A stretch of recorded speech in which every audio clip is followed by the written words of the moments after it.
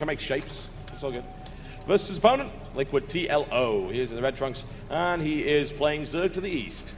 And in the early stages of this map, if Terran decides to play a little bit more aggressive, there are a lot of run-bys available to begin with, and TLO can really use Lings well here if that's the style he needs to go for. And if he wants to play that style, he has to rush to Infestors faster than that. He cannot stay on pure Ling that long.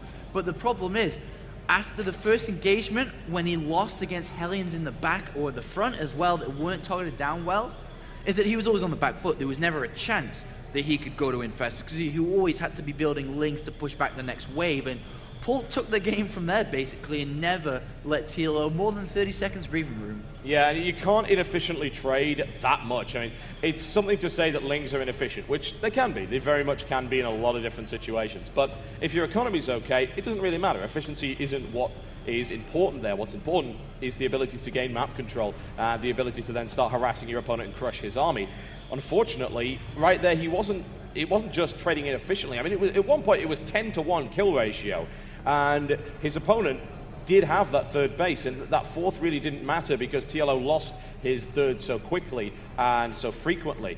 So it's sad really to watch it. Unfortunately, that's just the way that it went, and I have to wonder what TLO will pull out of his bag this time in order to deal with that. And because of the lack of needed tanks in that game, it probably never went over like 3 or 4. No. And a lot of the times you do see team players using them more in 4 per push. And there was a lot of pushes in that game. So you think about all the gas that was available for Polt, which he just spent in medivacs. And there was so many medivacs that made the Marines even stronger because they just weren't dying. The Lings were doing their damage, but at the same time were getting instantly repaired by all those medivacs. That's very true, and unfortunately that Overlord is drifting in the wrong place. I think it's going to get away with it. As far as I can tell, that bit is out of position, so you won't be able to bring that Overlord down. Hopefully, that would be, there's a second Marine on the way. It would be a bit of a disaster if Overlord went down initially. It's getting very, very low, in fact. Oh, so fortunate. 3 HP. And do you know what? I would not be surprised if TLO was like, what do you want about it? I was going to save it anyway, because he's down to that very precise numbers, yeah. And he would be like, no, I've tested that fine. No, it always goes to 3 HP. Don't worry about it. Definitely a possibility, but that said, I mean, if that Marine had just been a few steps forward and got one more shot, then it wouldn't have worked out that way. So, no, I think a little bit of fortune there, but obviously quite a lot of skill as well from TLO.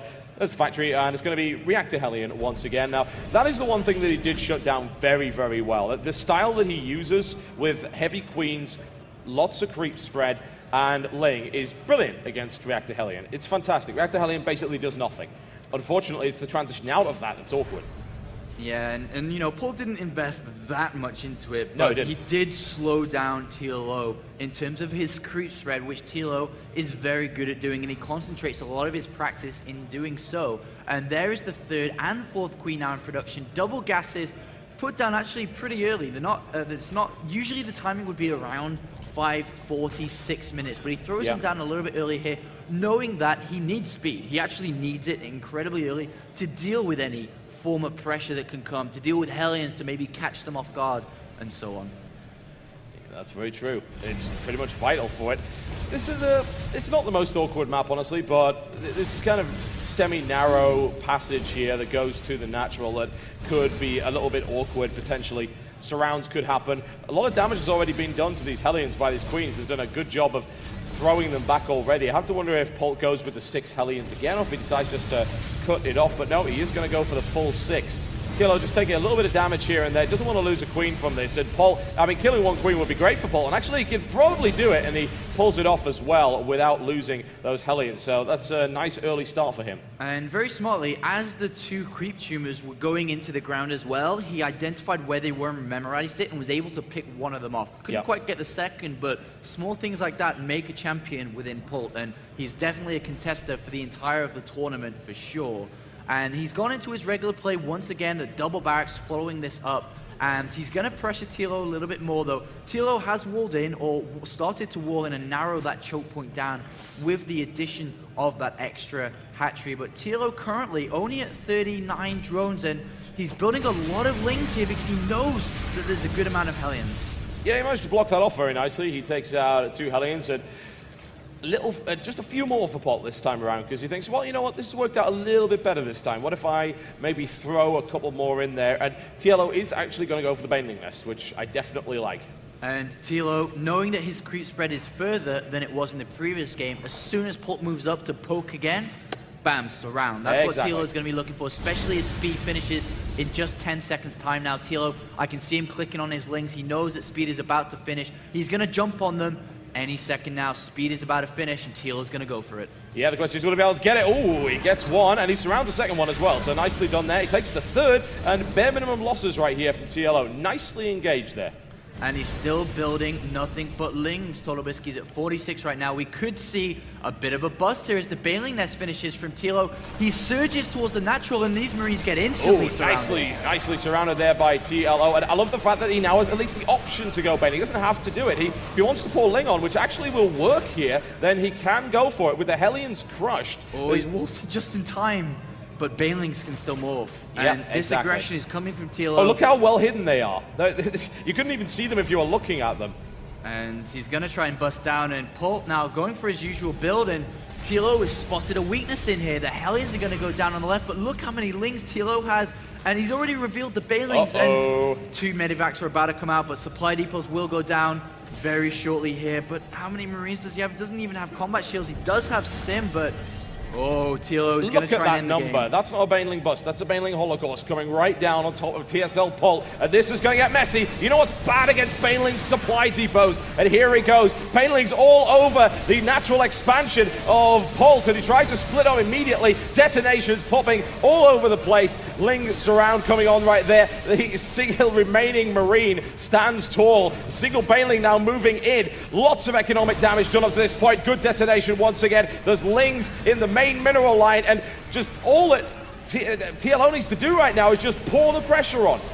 Indeed, and it's still coming. 28 more Lings are coming down here for TLO, killing all the SCVs, and the GSL Super Tournament winner is on his back foot right now. Does have 4 Medivacs out, which will help a lot, but when Banelings come, he's going to have to split individually, yeah, exactly. And that is almost impossible. Yeah, that's absolutely true. And those, more important thing, those Medivac's really low in energy, so that's not going to make too much of a difference at all. Yet more economic damage being inflicted. A Marauder, the perfect counter to Lings.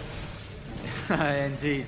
And he's trying to just snipe Banelings with them, but look at that. Way too many Lings here. I think not, says TLO. He's going for it right now. 54 Lings. Polt in the most defensive position he can be, but the Lings are ripping through. SCV after SCV, Marine after Marine. He just keeps going. I mean, what do you do in this situation? Polt's getting beaten into the ground. He is indeed, and more units are coming now, and Polt still manages to survive with 18 SCVs. He has 4 Medivacs, a decent ground army now. And I say decent, I mean... No, it's not really this. It's kind of small, but Banelings now You're being a bit generous. Morphed by TLO, and more units are coming. Drones in the background as well, and upgrades. One good surround here, and Polt is in so much trouble. Polt just had a wander past his doom, which is coming right there. Either that, we're just going to stim back and try and catch them. And the Lings need to get in, intercept them. Good target fire there by Polt. Gets most of the Banelings. He's going to be able to get the split. And that was actually really nicely done, I've got to say. But there are still 4 more Banelings coming in, and Polt's just really bleeding hard. More damage being done to the structures at the front. Polt surrounded again. More Lings just being poured on. Upgrades about to kick in as well, just to make matters even worse. He survives way better than other players could have there with an excellent little flank and target fire, but more Banelings will be on the way. 9 more being morphed in. Polt desperately trying to cling on to this game. Yeah, and it's not going to be able to. I mean, with 1-1 about to finish and another bust coming into the natural, 1-1 will seal the deal here for TLO, I'm sure of it. Yeah, I'm almost certain. I don't think he's going to be able to do anything special against that. Here come the Banelings. The target fire is still good, admittedly. Every single one killed with a trade for only 1 Marine. Polt is incredibly good, but he's only got 8 SCVs. It doesn't really matter how good you are against that. 1-1 kicks in, and suddenly things get a hell of a lot harder for the GSL Super Cup champion. And oh god, there go the rest of the SCVs getting absolutely gutted. Hold command used. Polt is supply blocked, and all TLO needs to do is rally into the main at this point. Yeah, just build an army, TLO. Sit there, build about 50 Banelings, 50 Lings, and then go. And it looks like the 20-year-old Santa Claus is going to win this game here. Finesse is not really required, honestly, at this point. It really isn't. Just attack him, do as much damage as he can. More Banelings coming in. Polt's got some just incredible target fire micro. I mean, look at that. The Banelings don't even touch him. It's awesome to watch, but you've still only got 4 SCVs at the end of the day, and that does make things a bit difficult. Oh, +1. Oh, he gets the +1. Just in time. Very, very nice. Polt is still alive, if you can believe that. 6 SCVs versus 55. TLO can't quite kill him, and Polt putting up a great show of resilience. It's because Polt isn't losing units. He's losing SCVs over and over, but mules are allowing him to rebuild those SCVs eventually. And TLO's like, God damn it. All right, let's go back and build a third base. It's going to take a bit of a different angle, but Polt just surviving. All these Marines have like 15 kills each. Yeah, they do. They are veterans of this campaign. That was a sergeant. This squad actually has like 5 sergeants that not following the chain of command at all. It's a completely joke military operation. But we've also got baneling speed coming in, and that is really going to change things around just a little bit, as well as +2, because hey, why not? TLO rips through that mineral line once again. Yeah, it's just 7 SCVs versus 55 drones. 52 SCVs have been killed by TLO in this game, and it doesn't really matter about the SCVs killed. It's this army now that Polt's going to be pushing across with, and it doesn't matter because even if Polt goes for an attack here with baneling speed about to finish and the additional Lings being morphed in now, 50 Lings currently, I don't really see Polt doing this. He does have energy now banking up on the medivacs, but with baneling speed only 30 seconds away.